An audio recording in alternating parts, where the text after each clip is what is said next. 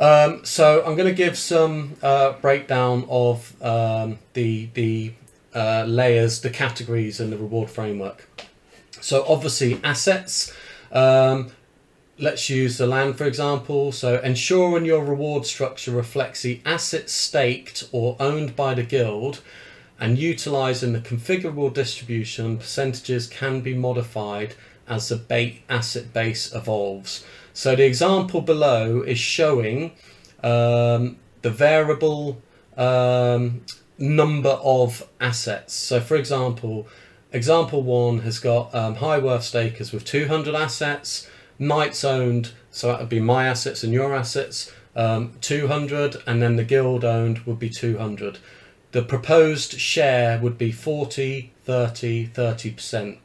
As we evolve as a guild, and we start getting more stakers, or our knights start staking more assets, you can see that we're trying to reflect the percentage to reflect distribution of the assets.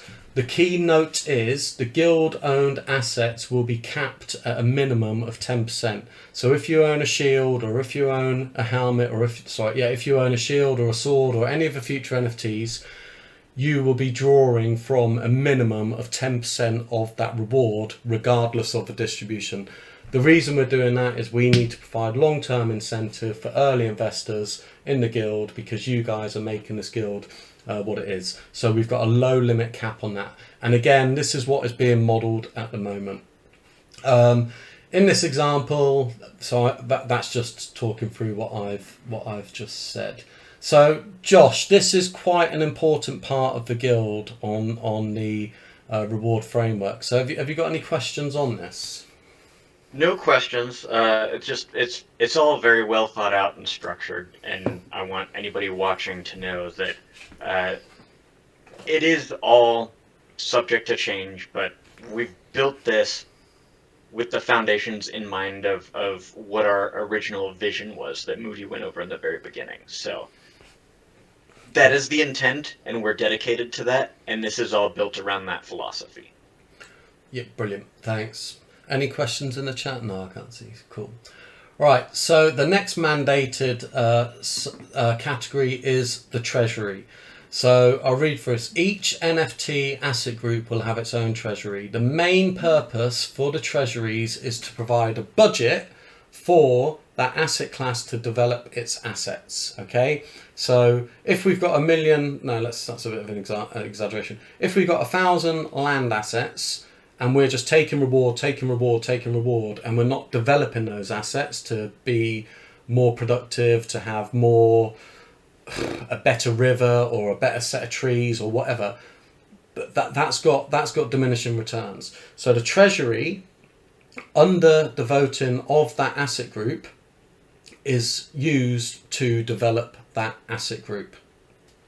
What we are proposing, and again this would need to go to a vote, is that we would impose an early development funding. So and ignore the numbers, 1 to 8 is just representing time, but what we would propose to do on certain asset groups is not pay out any rewards until we're comfortable that the land is developed to an optimum level of reward.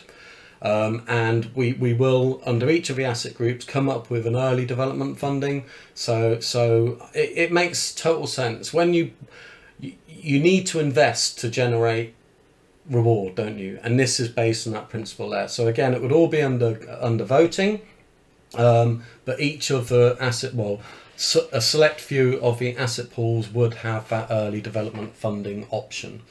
So that covers that. Is there anything you want to cover on Treasury? I will be touching on this again in the Complete Night reward pot, but is there anything you want to pick up here, Josh? No, let's keep it rolling. Cool. I think you got it all.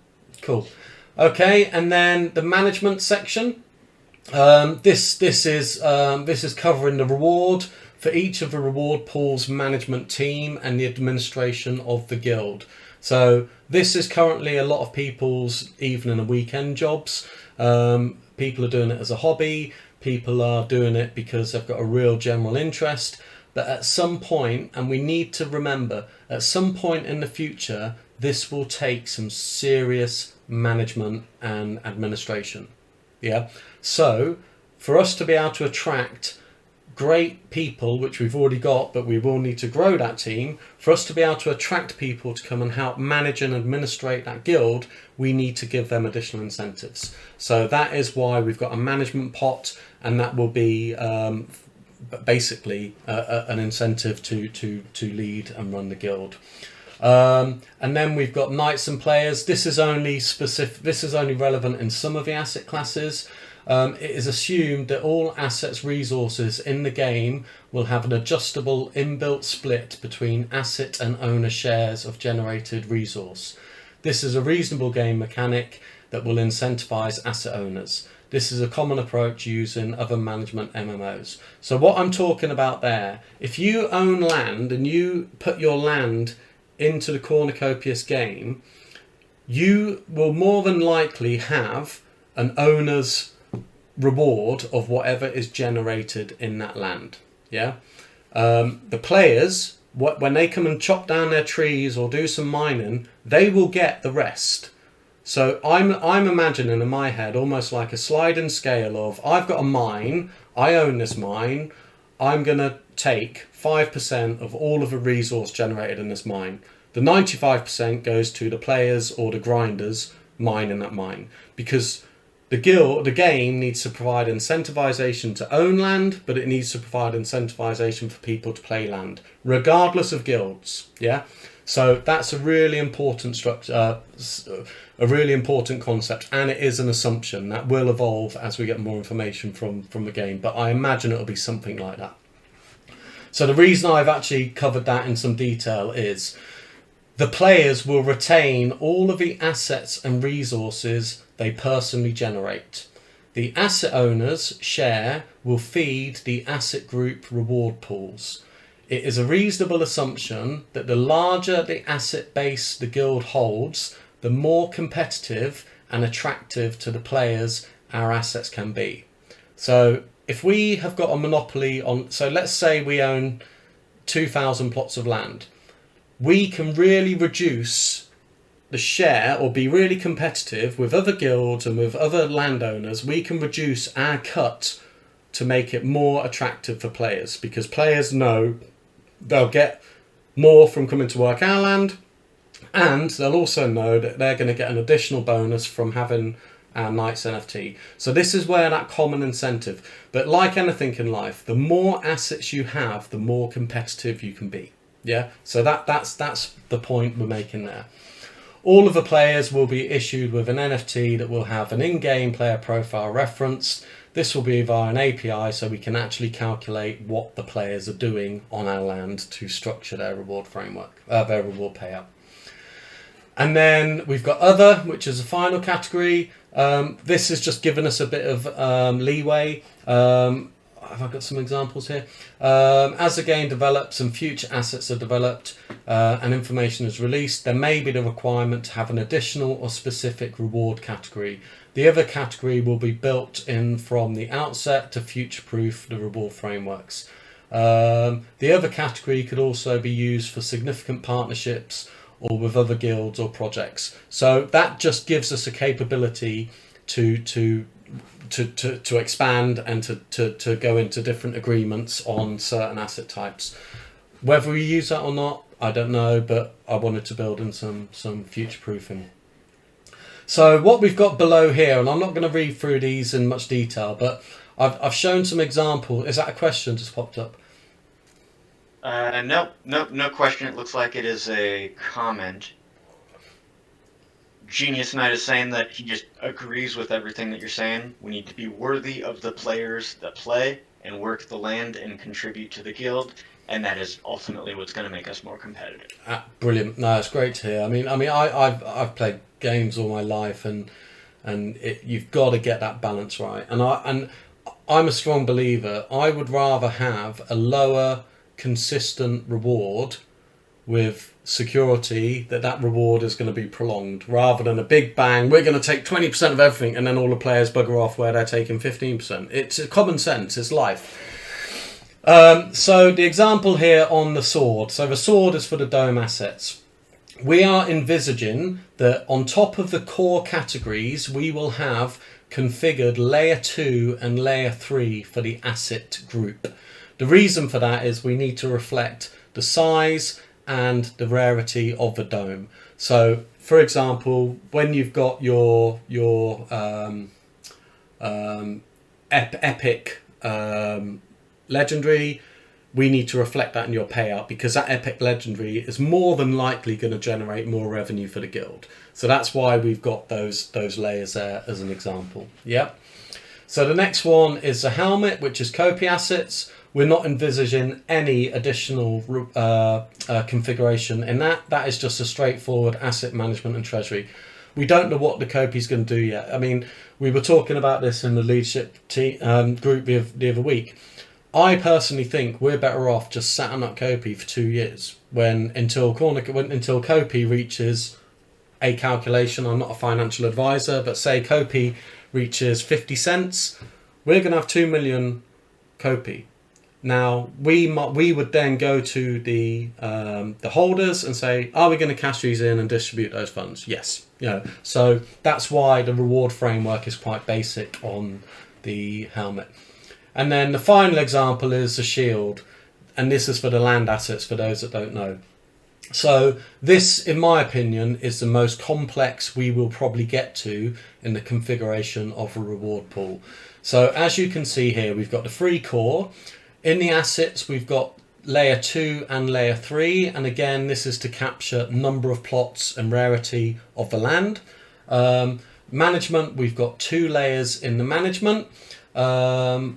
And then we've also got the worker categories. So this is the example I used earlier on, we need to incentivize people to come and farm our land. So we will have 2 layers there, one for performance and one for consistency. So if we drop down to this this is almost like a translation from the above.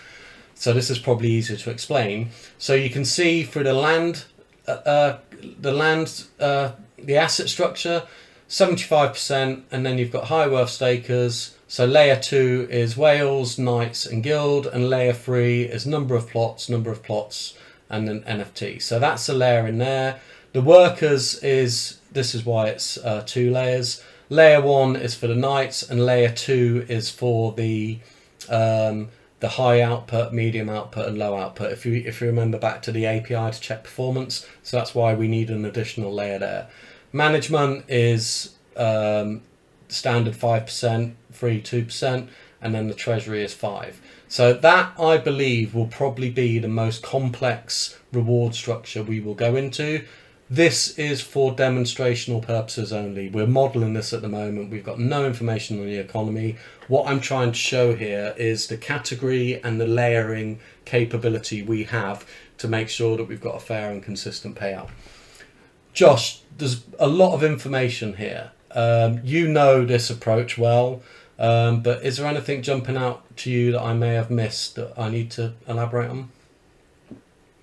No, you know what? I think I do want to point out that in the layer 3, and this was something that I pointed out early on when I first joined up, we want to make sure that the contribution is, the reward that you're getting is proportional to the amount that you're contributing.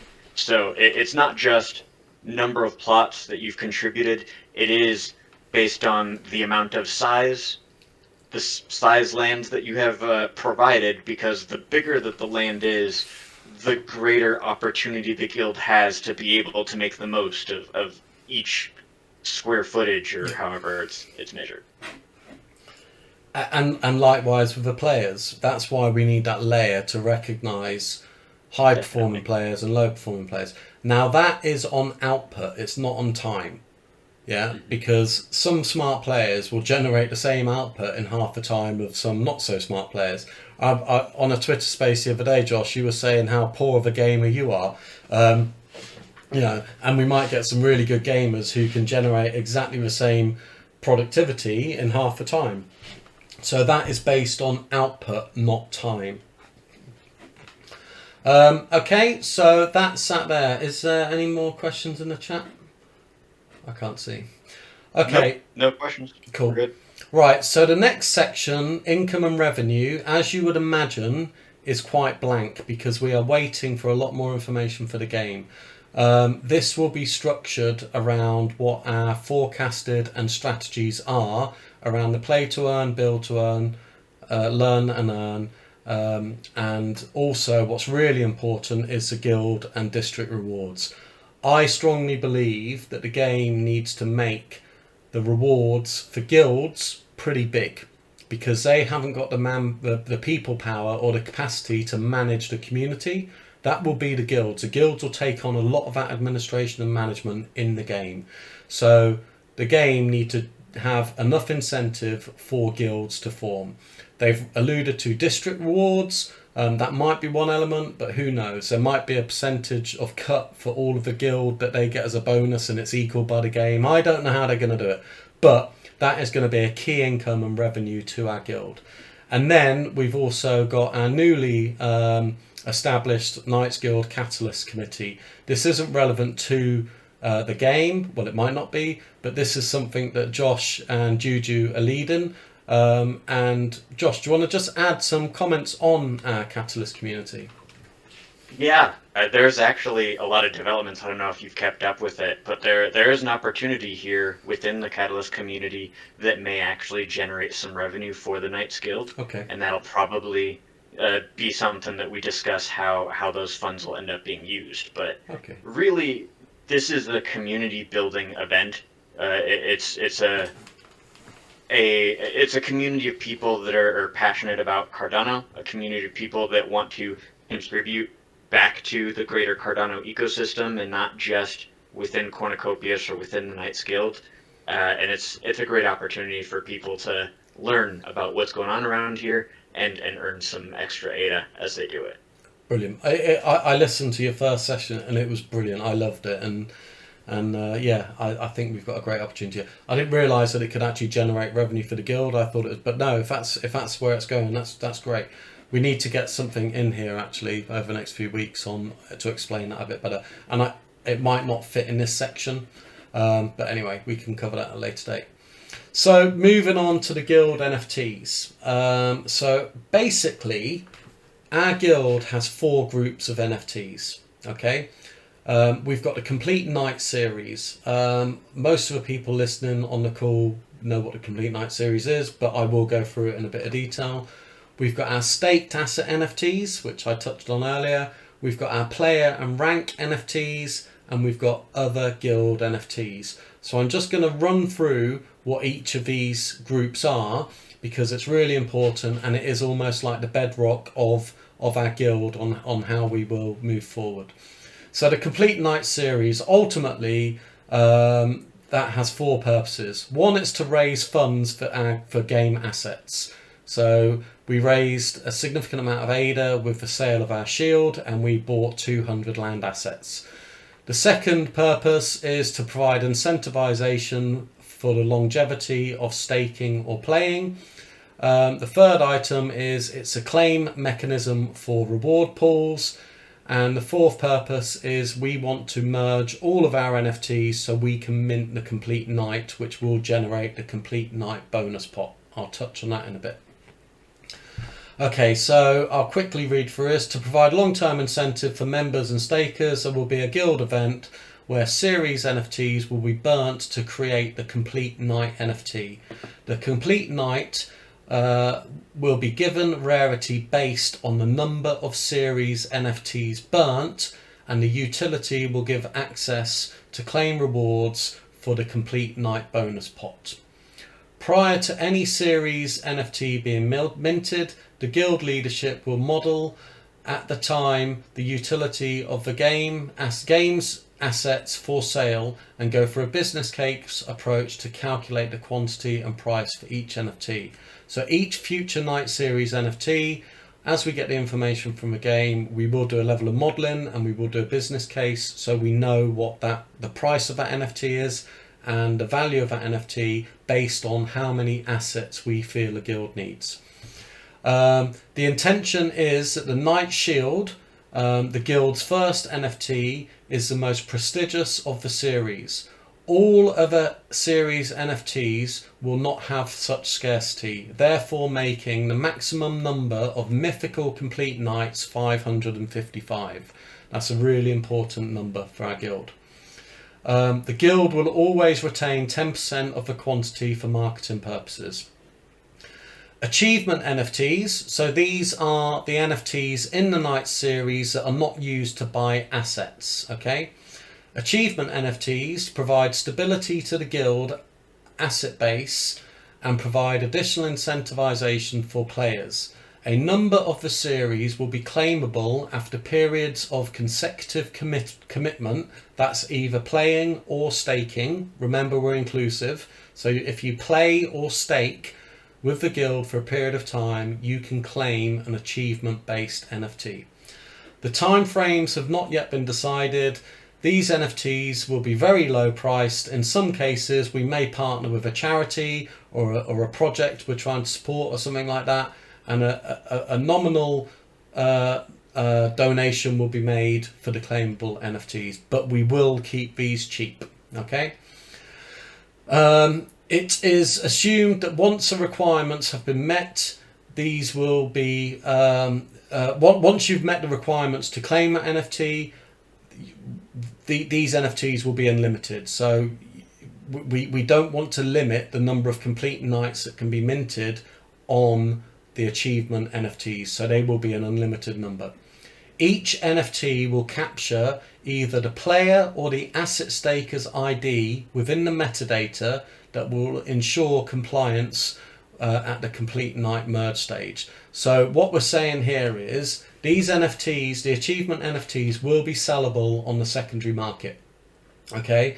And when you come to mint your complete knight, you would have had to have, you will have to demonstrate that you or your wallet has achieved that achievement NFT, that you haven't just bought it from the secondary marketplace. So we will capture your player or your asset staker NFT ID in the metadata of the achievement NFTs. Okay, we don't want people to not sell these on the secondary market. That's part of the fun in NFTs, but we don't want people to buy a complete knight. We want the complete knight to be earned.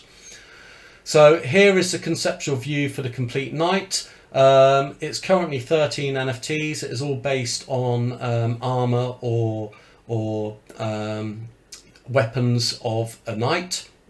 The proposed purpose is down there. As you can see, land, domes, KoC. We've got one for transport. We've got one for bubbles. We're also looking ahead to next season when we've got zones 4 to 6 land, year 2 domes, and then we've got our achievement ones in there.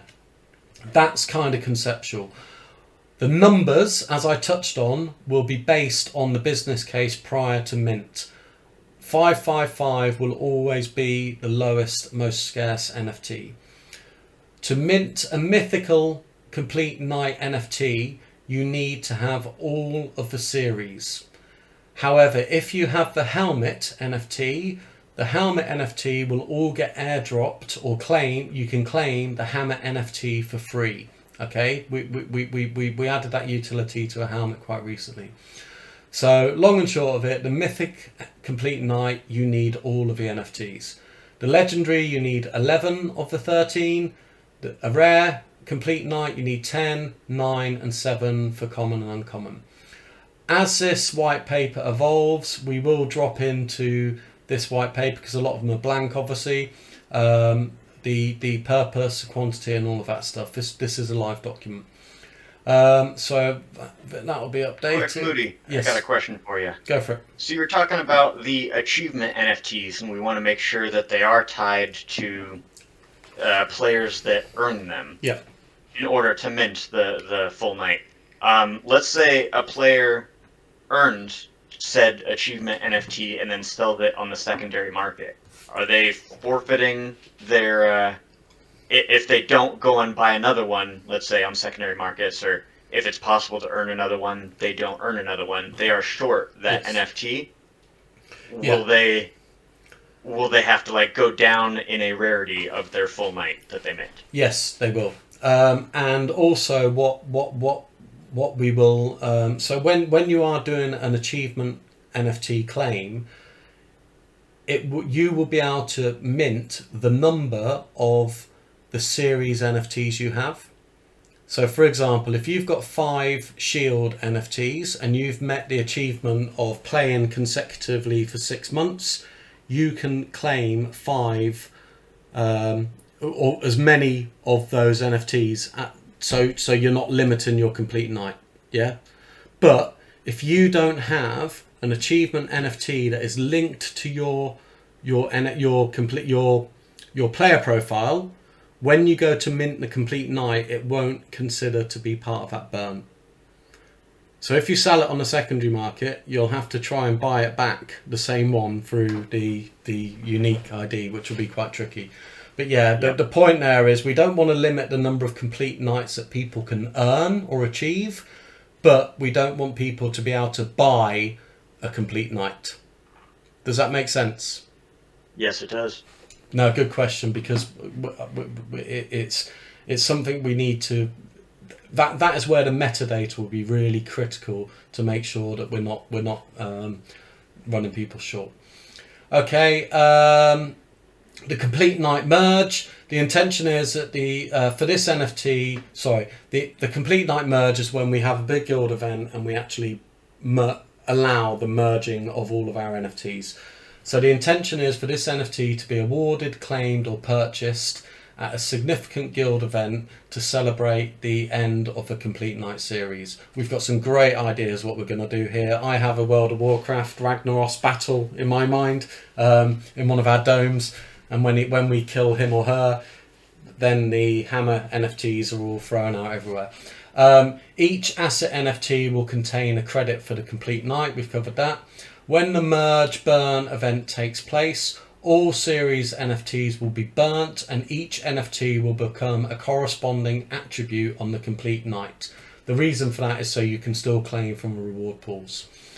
The Complete Night bonus pot will remain inactive until that event. So the Complete Night reward pot takes a bonus from each of the asset treasuries, and that goes into a pot which contributes to a Complete Night bonus pot. We will not draw from the treasuries until this event, because again, we don't want to dilute the money we've got to develop our land. Yeah, real quick. We got Lava asking, once a Complete Night is minted, will I be able to sell it? Yes. And the new owner can receive the rewards generated from it. Absolutely. Inclusivity is all about giving people the choice and the freedom of choice and all of that kind of stuff. So yeah, if you've earned and worked your way to get a mythical Complete Night and you want to sell it, absolutely, someone will then get your rewards from the pot. So the Complete Night bonus pot, to provide long-term incentive to a guild and allow the guild to continue to grow guild-owned assets, there will be a long-term incentive and additional rewards for the Complete Night.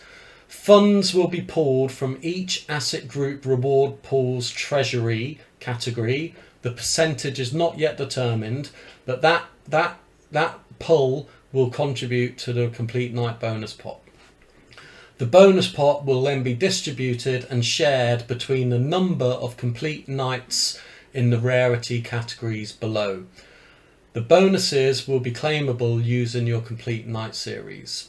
So this graphic here is showing the conceptual nights bonus pot. So as you can see, we've got the requirements, we've got the maximum number of that rarity. I think the common and uncommon are wrong. I think those numbers will be a higher maximum. I need to double check that. And the proposed split is here, as you can see, 45% for Mythic, 25, etc., etc. But we are modelling that. So if you've got a Mythic Complete Night, you can claim from each of the asset pools with the attributes. You can then claim your Complete Night bonus, which is a share of 45% of the pooled treasuries into the bonus pot. So the Complete Night will be quite a valuable NFT, especially if we've got 10,000 players running around in our guild, generating revenue and income. So that is the long-term incentive. Okay. Lots of questions have come up. Oh, that's great. What do we do after the complete night is done? We would end the series and we would probably start a new series. That might be the complete night mount or something like that. But we would not, we've got option 1 here. One of the options is we augment the complete night. We will not do that. That will cause too much problems with the bonus payout. So it's very likely that we will start a new series.